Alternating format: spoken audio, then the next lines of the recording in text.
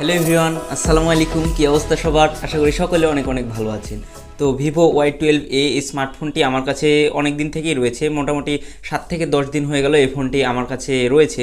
তো এই ফোনটি এতদিন ইউজ করার ফলে এই ফোনটির ভালো দিক এবং খারাপ দিক সকলেই আমার মোটামুটি জানা হয়ে গেছে, এবং এই ফোনটির আসলে কোন কোন দিকেই ভালো রয়েছে এবং কোন কোন দিকটা আসলে এই ফোনটির খারাপ রয়েছে, এই সকল কিছু নিয়ে আজকের ভিডিওতে বিস্তারিতভাবে আলোচনা করা হবে।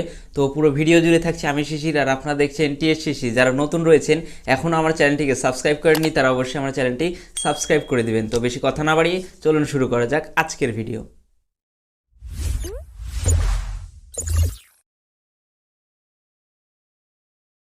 ফোনটির আমার সবচাইতে পছন্দ হয়েছে এই ফোনটির লুকস বা ডিজাইন। তো সর্বপ্রথম আমরা সেই ডিজাইনটি নিয়েই কথা বলি। তো এই ফোনটির পিছন সাইডে যদি আপনারা খেয়াল করেন তাহলে দেখতে পাবেন যে এখানে একটি রেনবো ইফেক্টের একটি ডিজাইন দিয়ে দেওয়া হয়েছে, তো সেটি দেখতে আসলে অনেকটাই ভালো লাগে।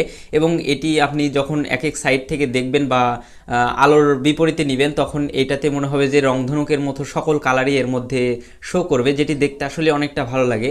এবং এই ফোনটি আপনি যখন হাতে নিয়ে ঘুরবেন বা আপনি যখন কথা বলবেন এই ফোনটি কানে ধরে, তখন আসলে পাশের মানুষ তাকিয়ে থাকতে বাধ্য হবে যে এই ফোনটির আসলে লুকসটি দেখে। যদিও এটি দেখতে মনে হয় যে অনেক দামি ফোন, কিন্তু না, এটি আসলে অতটাও দামি ফোন নয়।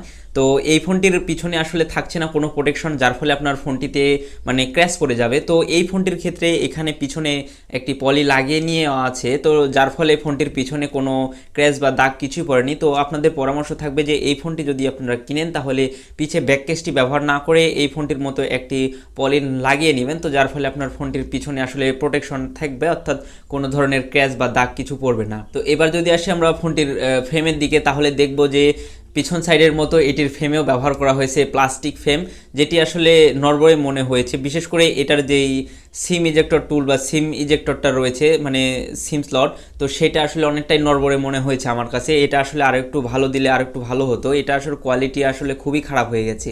তো এবার যদি আসি আমরা এই ফোনটির বাটন অ্যান্ড পোর্টসের দিকে খেয়াল করি, তাহলে দেখতে পাবো যে ফোনটির নিচের সাইডে রয়েছে একটি মাইক্রো ইউএসবি পোর্ট। এখানে টাইপ সি পোর্টটা দেয়নি, বাজেটটা কম হয়ে গেছে, যদিও এখানে তারা এই টাইপ সি পোর্টটা দিতে পারতো, তো দিলে ফোনটি আরও একটু ভালো হতো।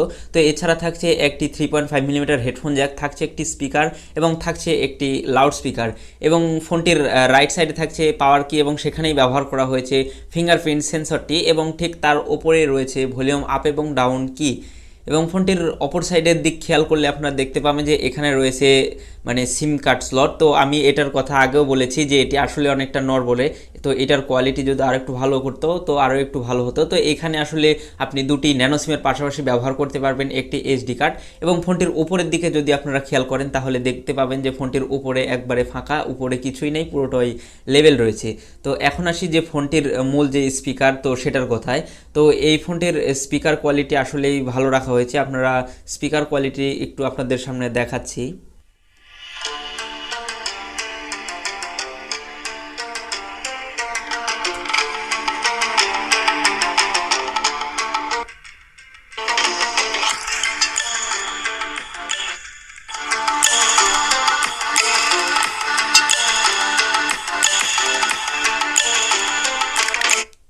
তবে সাউন্ডটা আর একটু হাই হলে ভালো হতো, সাউন্ডটা একটু লোই হয়ে গেছে বলা চলে। তো এবার আসি আমরা ফোনটির সামনের দিকে, তাহলে দেখতে পাবো যে ফোনটিতে ব্যবহার করা হয়েছে 6.51 ইঞ্চির একটি IPS LCD প্যানেল, যেটি ফুল HD না HD প্লাস রেজুলেশন সাপোর্টেড। তো এই বাজেটে আসলে ফুল HDটা দেওয়া সম্ভব হয়নি, এখানে HD প্লাস রেজুলেশনের ডিসপ্লে দিয়ে দেওয়া হয়েছে। যদিও এই ডিসপ্লেটির কালার আসলে অনেকটাই ভালো রাখা হয়েছে, এবং এই ডিসপ্লেটির মানে ব্রাইটনেসের কথা যদি বলি তাহলে দেখবো যে এই ফোনটির ব্রাইটনেস মোটামুটি ঠিকই রয়েছে। আপনাদের সুবিধার্থে আমি এই ফোনটি মানে ডে লাইটে ভিডিও করছি এবং ডে লাইটে দেখছি যে এটা লাইট মোটামুটি ভালোই রয়েছে, এখানে লাইটের কোনো ঘাটতি নেই, এখানে লাইট মোটামুটি ভালোই রয়েছে। এবং ডিসপ্লেটির কালার কোয়ালিটির কথা যদি বলি যে তাহলেও যে ফোনটির ডিসপ্লের কালার কোয়ালিটিটাও আসলে অনেকটা সুন্দর রাখা হয়েছে। তো বাজেট অনুযায়ী ডিসপ্লেকে অনেকটাই ভালো রাখা হয়েছে। এবং এই ডিসপ্লেটির চিন বা বেজেল এরিয়ার কথা যদি বলি তাহলে আমরা দেখতে পাবো যে এই ফোনটির চিন বা বেজেল এরিয়াও মোটামুটি কম রাখা হয়েছে।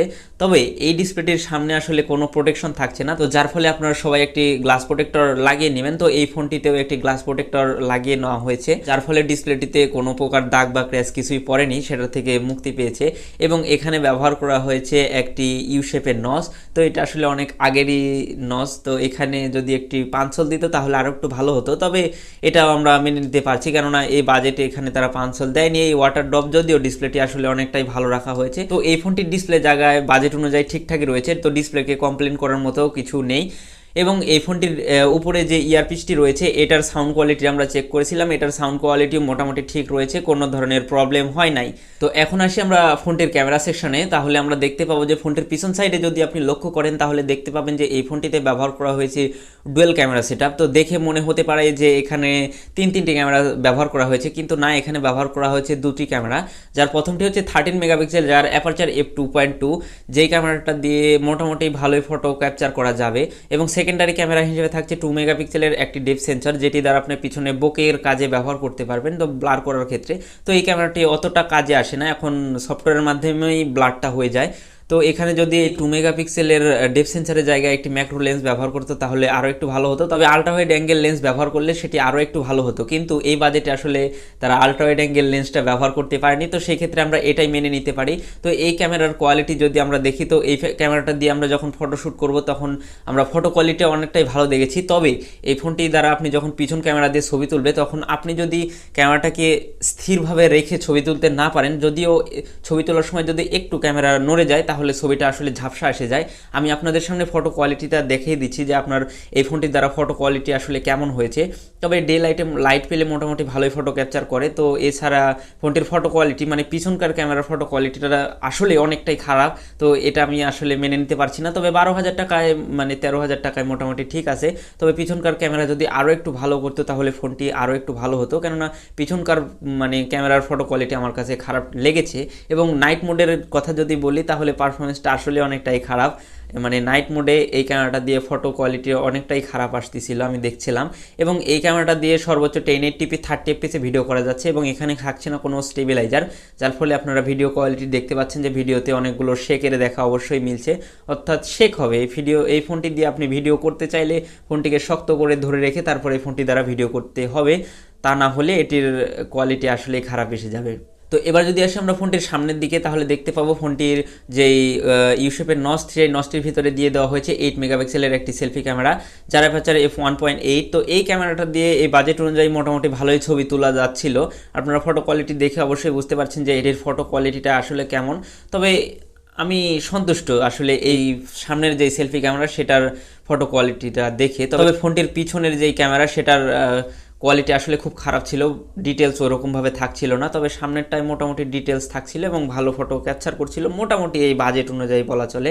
তবে এটার সামনে যে ভিডিও কোয়ালিটি সেটা আপনারা দেখতে পাচ্ছেন যে এটা সর্বোচ্চ 1080p 30fps ভিডিও করা যাচ্ছে, এখানেও থাকছে না কোনো স্টেবিলাইজার অপশান, যার ফলে আপনি যদি একটু মানে হাঁটতে হাঁটতে বা একটু দৌড়িয়ে ভিডিও করেন তাহলে ভিডিওতে শেকের দেখা মিলবে, অর্থাৎ ভিডিওটি নষ্ট হয়ে যাবে। তো স্ট্যান্ডে রেখে ভিডিও করলে ওরকম কোনো প্রবলেম হবে না।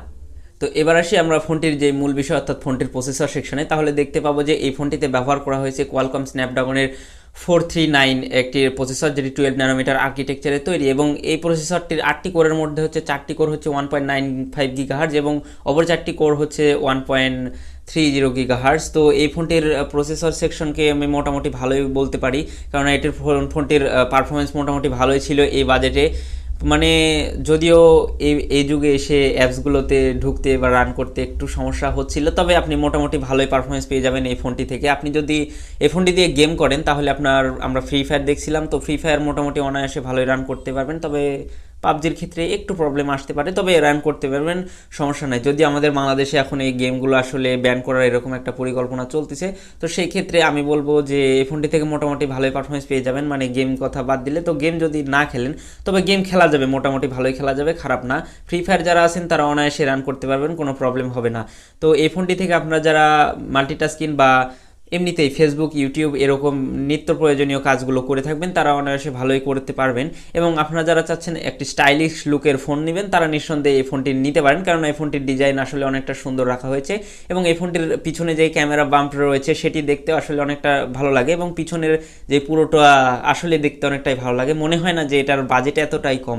এবং আরেকটি বিষয় যে সেটা যে এই ফোনটি আসলে হাতে ধরে রাখতে একটু প্রবলেমই মনে হয়, যদিও এটি ফ্ল্যাট ডিজাইন, তবে কার্ভ হলে ফোনটি ধরে রাখতে আরও একটু সুবিধা হতো। এবং এই ফোনটির ওয়েট মোটামুটি 191 গ্রামের মতো, এবং এই ফোনটির থিকনেস 8.4 মিলিমিটার, যেটা আসলে আপনার দেখে মনে হবে না যে এতটা, তবে চিকনই রাখা হয়েছে। আপনারা দেখলে বুঝতে পারবেন যে এটি আসলে অতটা মোটা না, তবে হাতে ধরে রাখতে একটু প্রবলেম হয়, তবে আপনার ধীরে ধীরে এটি অভ্যস্ত হয়ে যাবেন, তবে অতটা অসুবিধা আসলে হয় না। তো এই ফোনটি আসলে রান করছে অ্যান্ড্রয়েড 11 ফান্টাস ওএস 11, যেটি ভিভোর নিজস্ব ওএস, যেটি মোটামুটি ভালোই আপনি অপটিমাইজ করে নিতে পারবেন, সকল ধরনের অ্যানিমেশন সেখান থেকে চেঞ্জ করে নিতে পারবেন চাইলে। তো এই ফোনটি পাওয়া যাচ্ছে 3GB 32GB ভেরিয়েন্টটি, যার প্রাইস বাংলাদেশ বাজারে রাখা হয়েছে 12,990 টাকা, মোটামুটি 13,000 টাকার মতো। তবে আপনি যখন কিনবেন একটু ডিসকাউন্টে হয়তো একটু কম নিতে পারে আপনার কাছ থেকে। তো এই বাজেটে ফোনটি আসলে অনেকটাই ভালো লেগেছে। যারা চাচ্ছেন যে 13,000 টাকা বাজেটের মতো সুন্দর গর্জিয়াস লুকিংয়ের একটি ফোন কিনবেন, এবং যাদের সেলফি ক্যামেরাটা একটু ভালো হতে হবে, ডিসপ্লেটাও একটু ভালো হতে হবে, পিছনকার ক্যামেরা অতটা ভালো দরকার নেই, এবং যাদের টার্গেট যে তারা একটা কোয়ালকম স্ন্যাপড্রাগন প্রসেসরের ফোন কিনবেন, তারা নিঃসন্দেহে এই ফোনটি কিনে নিতে পারেন।